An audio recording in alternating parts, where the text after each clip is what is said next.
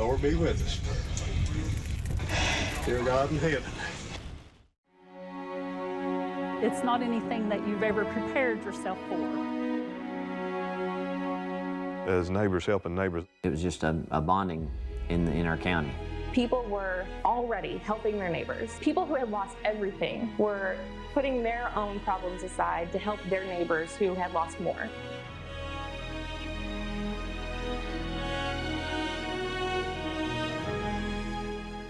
Ten years have passed since the deadly March 2nd, 2012 tornado outbreak. It affected several counties, towns, and even neighboring states. For some, those memories remain a scar, forever ingrained in their lives and hearts. But like all scars, they heal, not perfectly and not quickly, but just enough to show the resilience that our mountain people are known for. In the next half hour, we will share stories with you from our mountain family. Stories that you might have heard before or maybe new to you. But at the end of the day, these are stories that affect us all. Our counties may stretch long distances, but Eastern Kentuckians hold each other close, like family. That's what makes our mountains so very special. 10 years is a long time, and for some of you, all of this may be new. So let's begin with a recap of what happened 1 decade ago.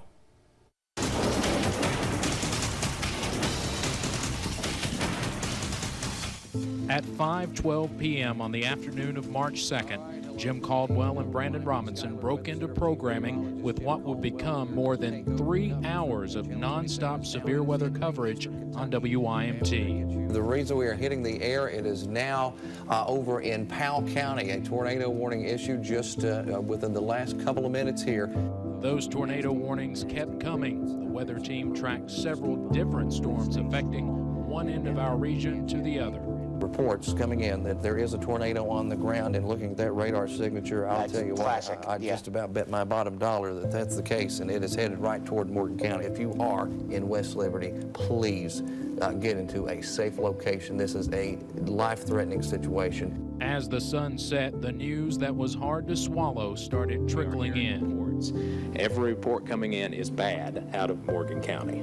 Then the proof, the first pictures and video. But look at that. That is enormous, just a monster of a tornado for this area, especially. By the 11 o'clock news, a state of emergency had already been declared in Kentucky.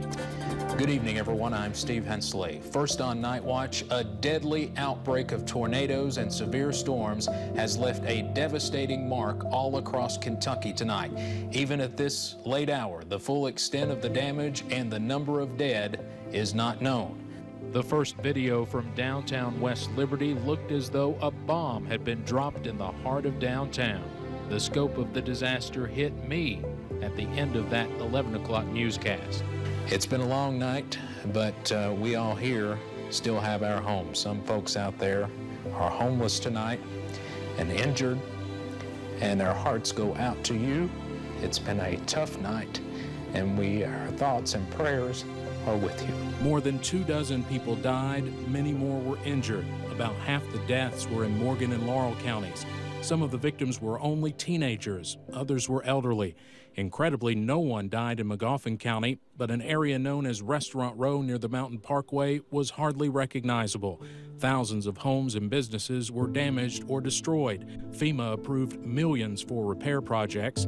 And as always, Eastern Kentuckians pulled together to help their neighbors.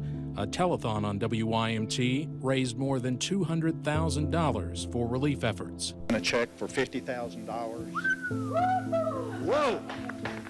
Can I shake your hand on that one? But as bad as it was, the headline on the first copy of the Licking Valley Courier published after the tornadoes might sum it up best. Thank God for sparing so many. 4 separate tornadoes affected parts of 9 counties in the Commonwealth, with the hardest hit areas being West Liberty and Salyersville. The length of the path and the width of the West Liberty tornado is especially noteworthy. The tornado had a continuous path reaching an astonishing 86 miles in length through eastern Kentucky and even parts of western West Virginia. The 1-mile-wide tornado cut through Morgan County, including downtown West Liberty. That tornado destroyed a nearly 100-year-old church, literally moved houses from their foundations, and left a flower shop without a building. Now, it was devastating in that moment, not knowing where to begin to help or even how to even cope with the sudden loss. During these last 10 years, however, a community united to rebuild their town from the ground up. A much different scene in downtown West Liberty. 10 years ago, debris filled the streets, buildings damaged, homes ripped apart. Is obviously what was left of the church that was 99 years old. The West Liberty United Methodist Church was one of the most well-known buildings hit by the storm. The church is not the building. The church really is the people, and it's God's people. We just use the building and for not only worship, but for other programs as well. Church member Lori Keaton remembers March 2nd, 2012 so vividly. The only thing that I knew at the time was I knew my house was still standing, I knew my mother's house was still standing, but the church was gone. And it was so many feelings of sadness, of shock, of unknown. And Sunday after the tornado, we are a church that it's known, we're open. We're open every Sunday. We do not close for weather. We never close for weather. And that Sunday morning, we woke up with 4 inches of snow and no church. Shortly after, the congregation began picking up debris, picking up what was left of a beloved building, trying to preserve what they could. Once the old building was cleared out, we had an empty lot for a long time. As I said, all over town, there was a giant empty lot right on the corner. Members moving back into a familiar spot in April 2017, a new church overlooking the city, symbolizing a new beginning for the community. Made us stronger and really forced us to take a look at ourselves, to know that that we were not defined just by a building. Blessed to have one for sure, but not defined by the structure. Do you want to sign your name to it? Next door to the church is All Occasion Flowers, one of the spots it moved to after the storm. A hole in downtown West Liberty showing where the shop once stood. I was off that day, but I had been watching all the weather information all day long on the TV and kind of keeping close watch. Linda Oakley went to the shop that night, making sure the former owner of nearly 20 years, Cheryl McKenzie, was not inside. Luckily, she was not. And in the next morning, when there was some light, and it was just a mess. You know, there was just stuff had been blown around, and there were some things that were still sitting just where they were. They began working out of a 3-car garage just 2 weeks after. But when Cheryl died in 2013, Linda stepped in to keep her legacy alive. She was not in the best of health, but she had told me at one point, she said, I'd hate to see everything I worked for over the years just go by the wayside. 10 years has gone by, and Linda kept her promise. I think she would be very proud that what she started still lives on. Not too far from downtown is 644 Liberty Road, where a house full of memories once stood. I walked from what was there, the door, back to here. I could see our windows in the basement just breaking out. Doris Shuck still lives in West Liberty, but moved across town after the storm. She was home alone when the tornado hit her house, leaving nothing behind but the foundation. She walked out unharmed. I just remember standing up and I could see the sky.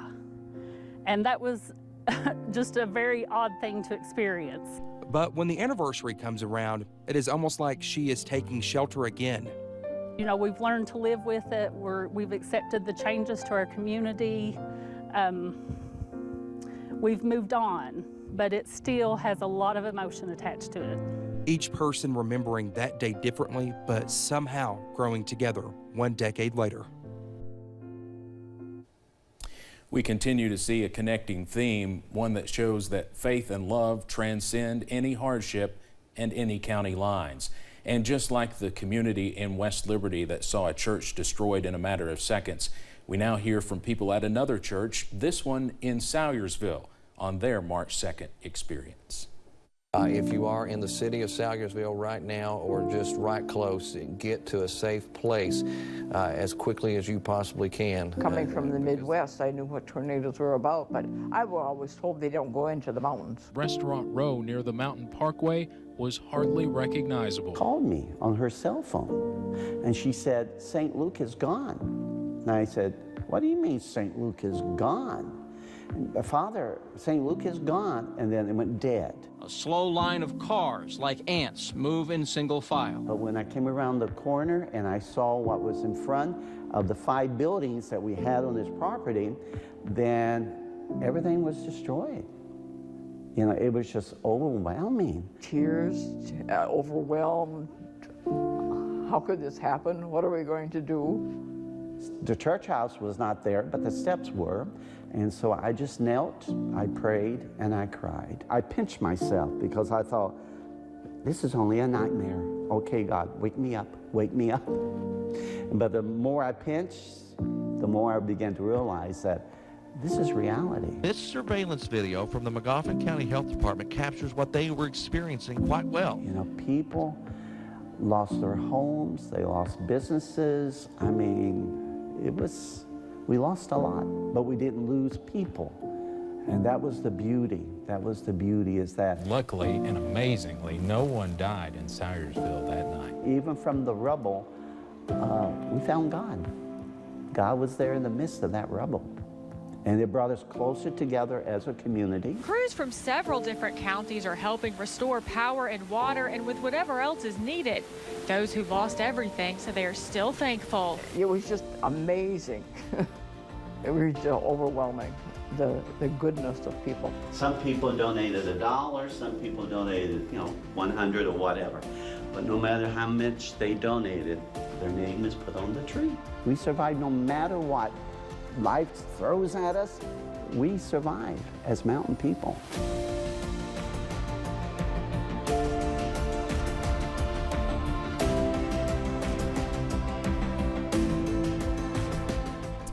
And Father Bob Dameron said it best, we survive as mountain people. And come what may, we get through it together. Another area in our region affected by the tornadoes were those living in the East Bernstadt area of Laurel County. Now that tornado reached speeds of 125 miles per hour and caused 6 deaths. One family in that region saw their memories taken away in a matter of minutes, but they escaped with their lives. The Bowling family all live along Arthur Ridge. Jamie and her mother Lois say God saved them that terrible March night. His wife, the bathtub came through their trailer, it hit her in the head, she had to get staples.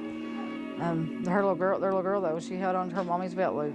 It slung them out in the yard. She didn't have a scratch nowhere. Long before an EF2 tornado ripped through the fields and homes in East Bernstadt, Jamie had a plan to survive this type of storm. I'm scared to death of storms, so I was always prepared if something happened, I was gone. So on March 2nd, when the warnings came and the schools dismissed, confirmed right here, I believe, near Bernstadt. Jamie and her family would lay low at a nearby hospital. She says because that is where the strongest windows are. But her brother stayed with his family at their home. He said that it ripped the door open like you would take a can opener. It just rolled it up. And he said that whenever it done that, it just started throwing them out in the yard, and hit through him. It was about 30 feet, I think they said, where he landed. Her mother watched the 50-acre family farm torn apart. Right through there, right, see that green field? See, that's coming right from 25 right there. It come right across there, and he cut trenches in the yard. It ripped her home apart and smashed the barns. The barn was right in here, right where that rubbish is right there, and he come up to that pole because it had electric to it too. The tornado continued to tear through her property. See where that camper's sitting? We had a garage there, and it had 4 cars in it. 8 minutes was all it took for the tornado to destroy the world Jamie lived in since she was a child. It was like you felt homeless, you felt empty, you don't know what you're going to do with the kids. It would be 3 months before they could live on the property again. In that time, she experienced the rare beauty that can follow tragedy. There's so many people that came from everywhere, all around the world. People donating, out here picking up stuff, trying to help people find their animals. Giving her inspiration for her life. I wish I could say tornadoes would never come again, but I want to help. Like someday I want to travel and go help people.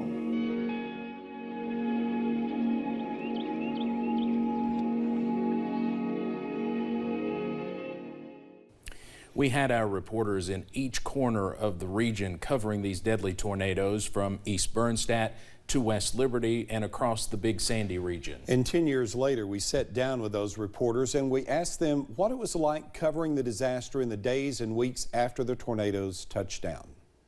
You can see the people standing behind me. They're trying to find out where their loved ones are. Even to this day, that was the one thing that everybody kept saying in the days after. It's like nobody thought that this could happen. Nobody thought that tornadoes, especially ones that were that devastating, could happen in the mountains of eastern Kentucky. And we could see it forming and twisting, and we stood in our yard and watched it twist over, and it came right towards West Liberty. They had locked the city down, so we actually weren't allowed to go into West Liberty that night. And so we just talked to people, and we had no cell phone service. I remember that. As it goes more toward the southeast, places like northern Magoffin and right into Johnson County get affected. Whitney Good and I were together, and we could see on the weather radar and hear Jim Caldwell doing the weather report, and you know, we just knew it was bad. We knew it was really bad, and we could watch it going through the Big Sandy area. So after it looked like it had gone through, I started calling everybody I knew in Magoffin County. They called us and they said, a tornado has gone through, what looks like a tornado has gone through. We need you guys to split up. Angela, you go to Salyersville. Whitney, you go to Johnson County. And we went. There's damage to the Salyersville grade school, the middle school, and the high school. It was scary, it was terrifying, but we knew we had to go and start documenting it and reporting the information. So I got in the car, started driving from Pikeville to Salyersville. And I mean, I really can't describe just how eerie it was. It was just so dark. It was pitch black, it was pouring rain, the wind was terrible. Most of the damage in Johnson County appears to be in the Hager Hill area. As I got to Hager Hill and I saw things that I couldn't see the night before because it was so dark, I looked on the right, and where there had been a neighborhood, it was just foundations and debris. And I stopped, I pulled off on the side of the road right there. I stopped, I cried witnessing it, and I just stood there and stared at it for a while. When you're a journalist, you get to see so much of the world that a lot of people don't get to witness firsthand, and it's our job to bring that to other people. And, you know, that was an important story. You know, people's lives were changed forever that day. We needed to do this for the people of Eastern Kentucky, and I think, you know, going forward, it made all of us closer because we had been through this. You know, Whitney Burks Good and I, we were, you know, together in the Bureau, you know, watching these on the radar, these tornadoes coming through, and we were scared together. I mean, it made all of us that worked together closer. Watching how the people of Eastern Kentucky came together after this tornado. I mean, immediately after. There was no hesitation. The next morning, March 3rd, when I went out there, people were already helping their neighbors. People who had lost everything were putting their own problems aside to help their neighbors who had lost more. It was just like, I can't let those memories go, you know? That's something that needs to stick with you. And you know, Steve, that night, you know, we're trained to just rush out the door, get there as fast as we can, you know, just a sense of urgency. And that night, you'll remember, we couldn't. They were wanting to leave to go cover this, and we had to say wait because there were so many tornadoes popping up all over the place. It just wasn't safe for them to leave. And I'm just so very proud of our team that night. It was a difficult situation for everyone. Yeah, and you know, that night at 11, I think I saw the damage for the first time. It did take a while to get there, but you got to remember these reporters too were very young, 23, 24 years old, straight out of college in many cases. And I think we grew a lot as a newsroom during that tragedy. Obviously, we wish it didn't happen, but they definitely grew as journalists that night. Yes, all of us did. I think we all did, yes. Yeah. Well, downtown West Liberty was nearly unrecognizable. Kristen Kennedy from her sister station WKYT was one of the very first reporters in the city that night. Driving in, we heard that West Liberty was gone. When we got here, we realized that was not an understatement. Now, she says she was in Scott County before being sent to Morgan County. She remembers seeing the debris, walking down the road, stepping over rubble, saying that night when she was on the air, she just pointed out what she was seeing and trying to get the information out as quickly as possible. It meant a lot to be able to tell their stories, and it meant a lot to be able to stand there with them and grieve with them too that night. I'm grateful that they opened up to us, and I'm grateful that they allowed us to kind of continue to follow their story and to watch them rebuild and to celebrate with them. She returned to West Liberty about 1 week later, saying the spirit and hope that she saw was what makes Eastern Kentucky so special. Our weather team also worked long hours that day and into the night to try and keep everyone safe and informed. We sat down with former WYMT Chief Meteorologist Jim Caldwell and WYMT morning forecaster Brandon Robinson about tracking the tornadoes that night. All right, hello from the WYMT Sky Alert Weather Center. Chief Meteorologist Jim Caldwell. I came into the station at 10 o'clock that morning because I knew it was going to get bad. It didn't get bad until the afternoon and evening, but I knew I needed to be there all day just to be prepared because of how bad it was about to get. The big headline, tornado on the ground. I did the morning news that morning. I just thought, this doesn't look good. I mean, it doesn't look good. I actually had the feeling in the pit of my stomach that this is not going to be a good day. I can remember going and looking at what we call the base level of radar and seeing that hook. A classic development for a tornado. You see that hook, wow. And I almost lost my breath because I was like, oh my God, this is the real deal. This is what we've been studying all these years. And there it was, going through West Liberty at that time. It could still clip the city, so you definitely need to be in your safe place right now if you're in West Liberty. These formed right here over us. That atmosphere was just almost perfect for that development there. That's a once in 100-year type event. Later that night, we finally got to see the first video that somebody had shot on a cell phone come in, and when we showed it on the air that night, it looked enormous. The second tornado went through Salyersville and it went through Johnson County, and you know, that night when that tornado went through Salyersville and we had no communication, we couldn't get a hold of anybody. It's one of those things when Jimmy saw that tornado that night and knew that his family and friends could be in danger. So here he comes, Salyersville. It's coming right now in your general direction. At the same time, trying to text with my brother and sister to see, have you talked to Dad? Have you talked to Dad? To be on the air and worry about a relative and all these friends, all these people that I've grown up with, and I know better than I know anybody else, these people in this small town, it was jarring because I've got to stay focused over here on this storm because it's bearing down on that area. My brother had finally said he's going and he was going to go, but about that time he finally got through. I don't know if there was some kind of power restoration or whatever, but he got through to him on a cell phone and was able to talk to him. So then I was at ease. I was, of course, at home worried sick because we couldn't get hold of it. And we could see it forming and twisting. You think about cities like West Liberty and you think about Salyersville and those areas that were main arteries or main downtowns or whatever. But the one in Laurel County went through a trailer park. It went through a residential area. It was homes. It wasn't businesses, it was homes, and it was lives. You feel like when you're on television and you're trying to relay that information, you feel like if somebody died, it's your fault. That maybe you just didn't get enough information out there.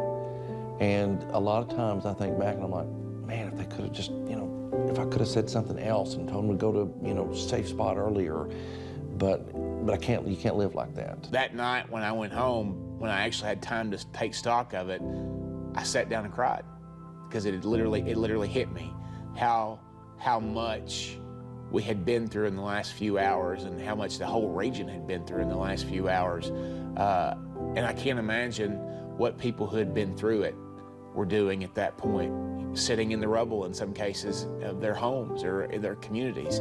So it was an emotional time. It was an emotional time.